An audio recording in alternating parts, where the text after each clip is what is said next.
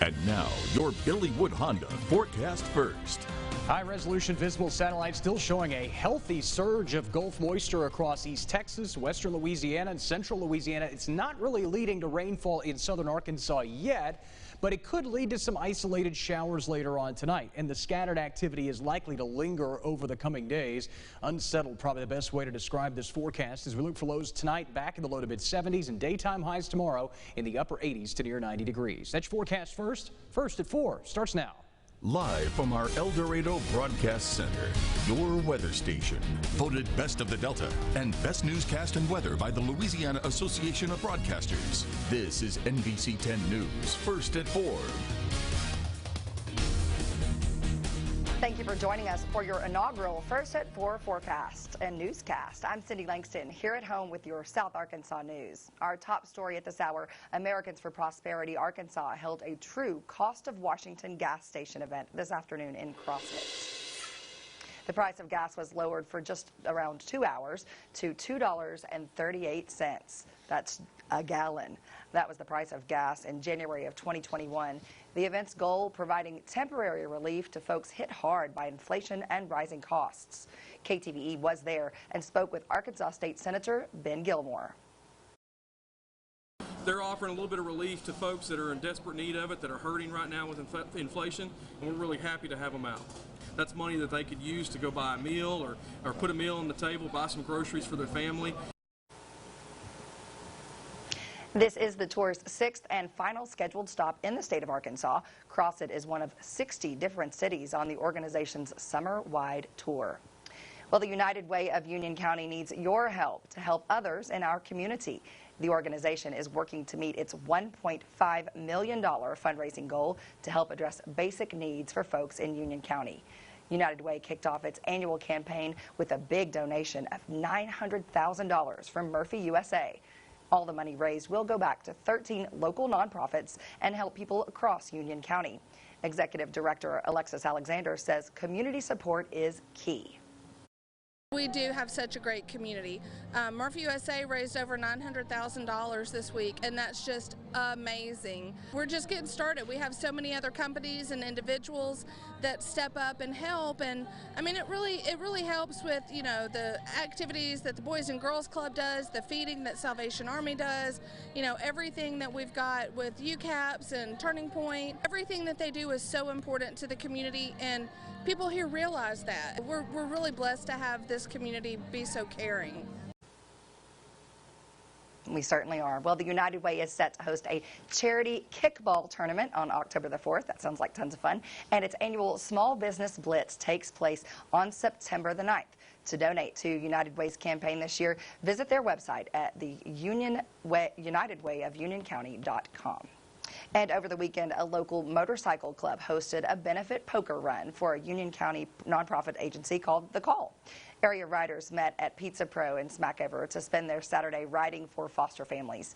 The A-State Boys MC El Dorado chapter supports The Call in Union County by holding this event. We have reached out to them this time because we have some organizational needs, hangers and shelving and organizational boxes for our supply closets. So we threw together this poker run to try to raise some more money for her. It's all for a great cause, and I know every one of us here are glad to be a part of it and do what we can. This is the second year for this event. A total of $1,300 was raised. The money will be used to continue supporting local foster parents and their children.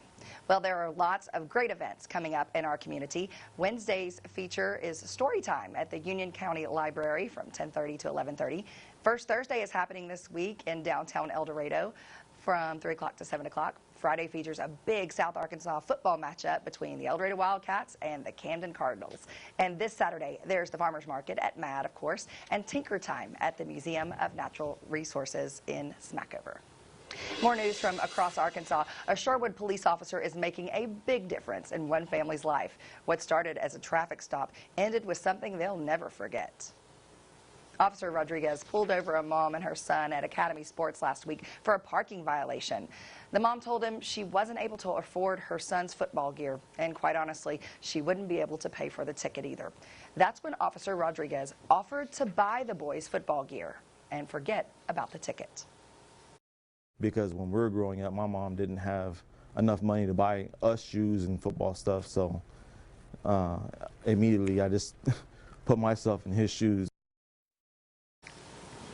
Officer Rodriguez hopes to encourage everyone to do something kind for those around them.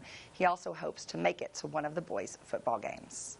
In today's crime alert, a former youth pastor in Bentonville has been arrested and is facing a charge of sexual indecency with a child. Keenan Horde was arrested Thursday night. He worked as a youth pastor at First Baptist Church in Bentonville. The Benton County prosecutor says the church contacted the child abuse hotline once they found out about the allegations. Smith says there are so many children that were involved that they can't even release a full affidavit because of the risk of identifying minors involved. Well, it's been almost a week since 3 Crawford County law enforcement officers violently arrested 27-year-old Randall Worcester outside of a convenience store in Mulberry. This prompted a police brutality rally at the Crawford County Courthouse over the weekend, with many saying they want immediate change. Now, a warning before we show this footage, many viewers will find it disturbing. We will make this right. We will make this right, and the people who did what they did will be held accountable. Derek Van Vost, standing on the steps of the Crawford County Courthouse this afternoon, addressed the people of Crawford County and the surrounding area about the need for action when it comes to police brutality. Several members of the community agree. I'm here because we have to stand up. It's time to say something. It's time to stop being quiet. For some, the events of last Sunday hit close to home. About a year and a half ago, they beat my brother up 2 times, and they blacked his eyes, they busted his head open. Van Vost explained his goal isn't just to single out the law enforcement officers involved in this incident.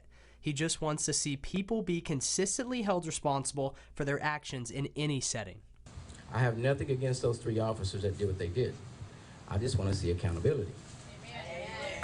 Van Buren Police released a statement stating, quote, Van Buren Police Department was present this afternoon at the courthouse demonstration, providing security for all involved, including the demonstrators and attendees, as well as the observers and businesses around the courthouse and along Main Street. There were many rallying together, reminding themselves that this could have happened to someone within their own family. That could have been my husband or my son, or my grandchildren.